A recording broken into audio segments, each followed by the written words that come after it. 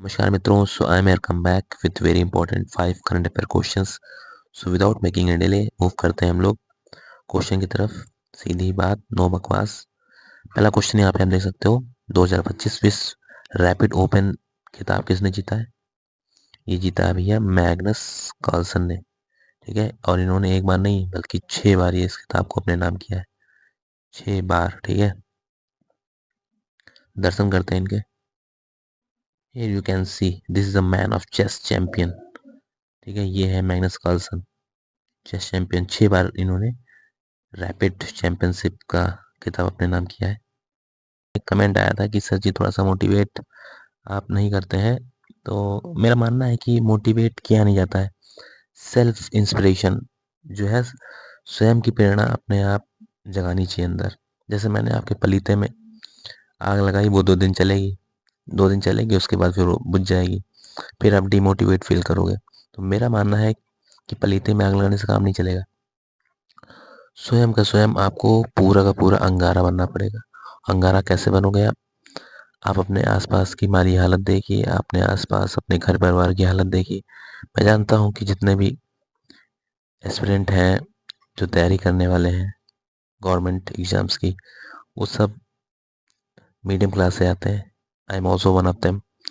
और या तो इससे और तबके से, नीचे वाले तबके से आते हैं। तो माली हालत और उनकी जो घर की पारिवारिक कंडीशन, प्रेशर, अगर एक घर में कोई दिक्कत आ गई, कोई बीमारी आ गई, तो और दिक्कतें क्रिएट होती हैं, जिम्मेदारी का बोझ होता है। तो इतना काफ़ी नहीं है क्या? कि इतना ही अगर ढंग से आप देख लोगे तो कभी डीमोटिवेट फील ही नहीं करोगे आप। तो इन चीज़ों को देखिए, समझिए, और सेल्फ इंस्पिरेशन पे फोकस करिए।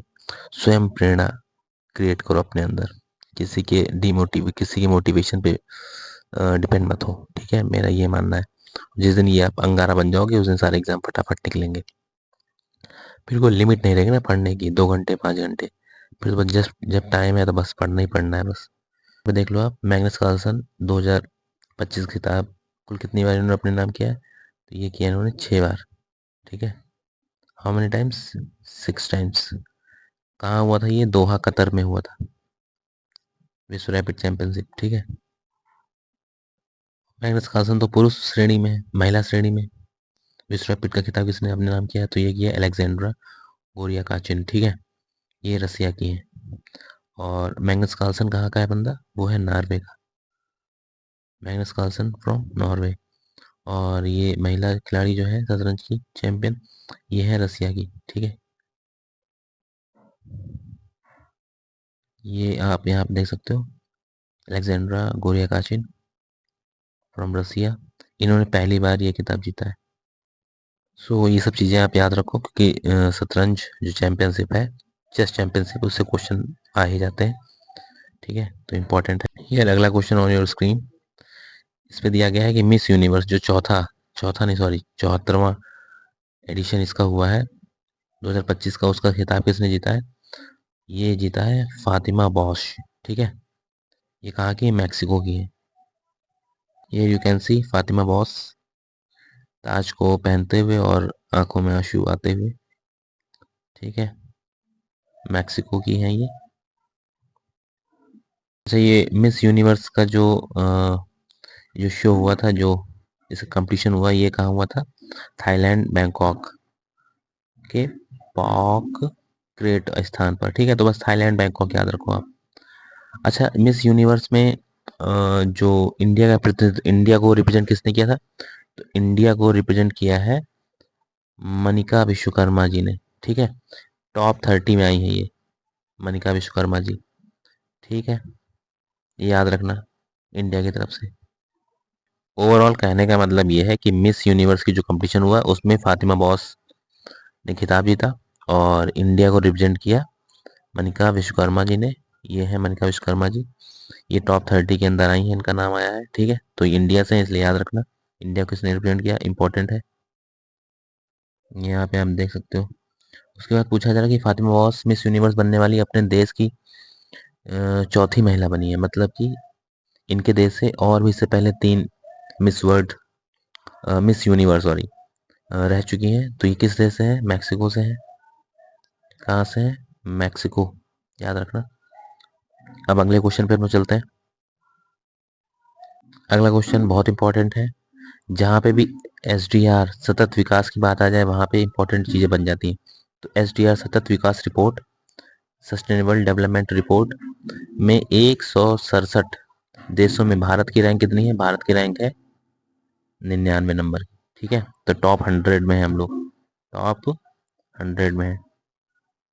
ये बहुत इंपॉर्टेंट है। यहाँ पे आप देख सकते हो SDR रिपोर्ट में, सस्टेनेबल डेवलपमेंट रिपोर्ट में इंडिया की रैंक कितनी है? 167 में 99 आउट ऑफ 167 कंट्रीज। इसका स्कोर कितना है ये याद रखना, पूछा जाता है कभी कभार, 67.0। ठीक है, तो 67 इसका स्कोर भी है, यहाँ से याद रख सकते हो आप। इस रिपोर्ट में है क्या? इस रिपोर्ट में यही है कि सस्टेनेबल डेवलपमेंट गोल जो होते हैं SDG 17 होते हैं, उनको किस देश ने कितने लेवल तक अचीव किया है, कितने लेवल तक उसको सपोर्ट किया है। ठीक है, तो इसकी परफॉर्मेंस देखी जाती है। Here you can C India joins the top 100 nations in sustainable development goals next ranking. ठीक है, SDR में टॉप 100 में हम लोग आ गए। किस नंबर पे है? 99th पे है इंडिया। अगर जो कंपेयर किया जाए 2014 में, इसी रैंकिंग में हम लोग कितने नंबर पे थे? 109 नंबर पे थे। ठीक है, इस रैंकिंग में इंडिया का स्कोर कितना? अभी मैंने बताया 67 है। इस रिपोर्ट में टॉप रैंक किसने हासिल की है? Who cleans the first rank? First rank है फिनलैंड की। ठीक है, अब ये इंपॉर्टेंट क्वेश्चन है कि जो इंडिया ने 99th रैंक प्राप्त की है वो कौन से सस्टेनेबल डेवलपमेंट गोल से फोकस करके? तो ये है SDG 1, SDG 10, गरीबी उन्मूलन। ठीक है, पॉवर्टी रिडक्शन, ये सस्टेनेबल डेवलपमेंट गोल 1 में आता है। और SDG 10 सस्टेनेबल डेवलपमेंट गोल जो 10 है उसमें क्या आता है? असमानता को खत्म करो, इनइक्वलिटी को रिड्यूस करो। तो इन दो पर काम अच्छा किया गया है इंडिया में, इसलिए 99 नंबर पे रैंक है इंडिया की। अभी अगला क्वेश्चन यहाँ पे पूछ रहा है कि जो ये वाली रिपोर्ट है SDR जो अभी हमने ऊपर पढ़ी है, उस रिपोर्ट में दक्षिण एशियाई, साउथ एशियन नेशंस जो है उनमें से किस नेशन, मतलब किस देश से बेहतर है इंडिया की रैंक? तो ये बांग्लादेश से बेहतर है, मतलब हम लोग बांग्लादेश से ऊपर है, भूटान, मालदीव और श्रीलंका से नीचे है। ठीक है, तो अभी हमें काम करने की जरूरत है, इनसे ऊपर भी निकलना है। ये अगला क्वेश्चन हम लोग पढ़ते हैं। ये देखो आगे यहाँ पे नीति आयोग, जहाँ नीति आयोग की इंडेक्स कोई भी रिपोर्ट आ जाए, वेरी वेरी वेरी इंपॉर्टेंट, रट लो, चबा लो, खा लो, खोपड़ी मिठा लो। ठीक है, नीति आयोग जो भी रिपोर्ट या इंडेक्स जारी करता है, रैंकिंग, वो बहुत इंपॉर्टेंट हो जाती है, बहुत बार पूछी गई है, इससे डायरेक्ट क्वेश्चन बना है 2019 2022 में भी।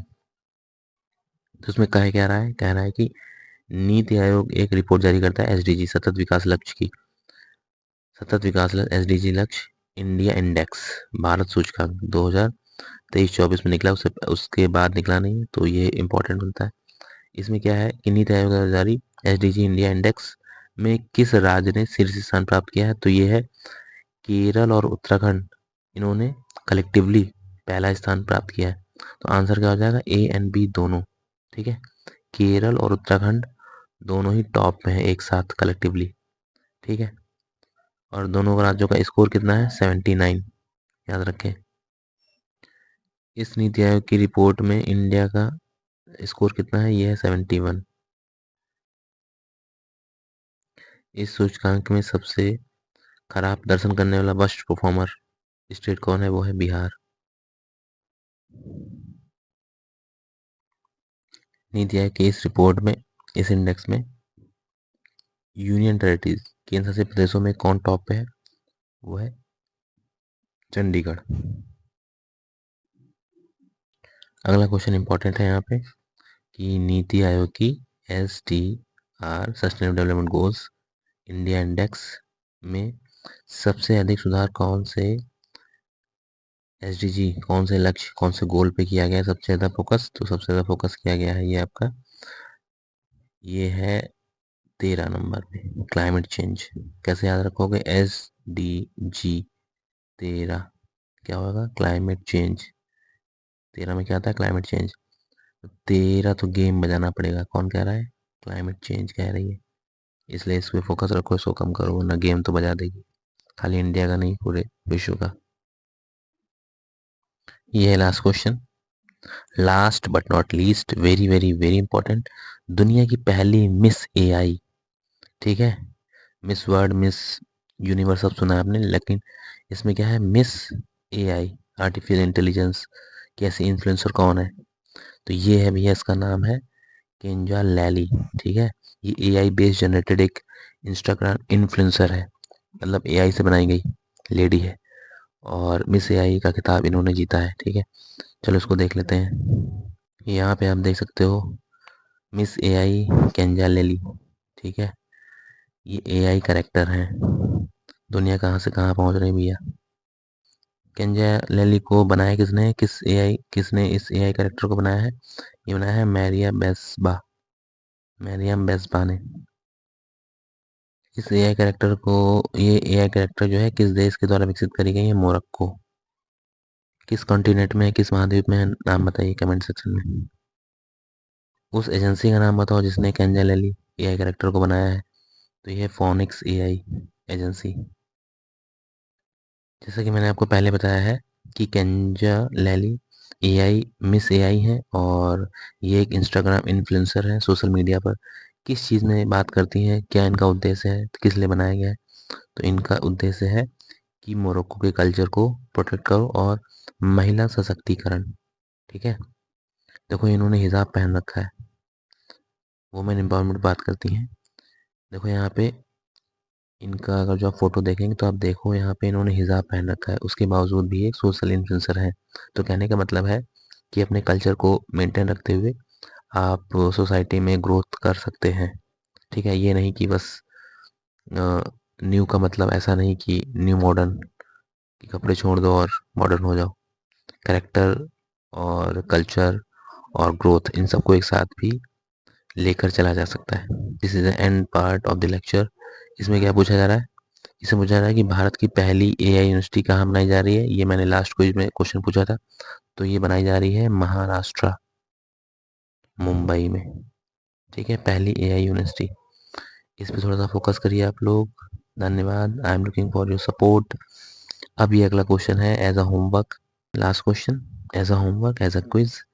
इसमें क्या पूछा जा रहा है? मिस यूनिवर्स, आपने अभी क्या पढ़ा है? Miss universe. मिस यूनिवर्स का खिताब किसने जीता है? फातिमा बॉस, मैक्सिको की जो है। लेकिन यहाँ पे क्या पूछा जा रहा है? यहाँ पे पूछा जा रहा है मिसेज, MRS, मिसेज यूनिवर्स का खिताब किसने जीता है? और ये जीता है किसी भारतीय महिला ने, पहली बार किसी भारतीय महिला ने जीता है। तो नाम बताइए।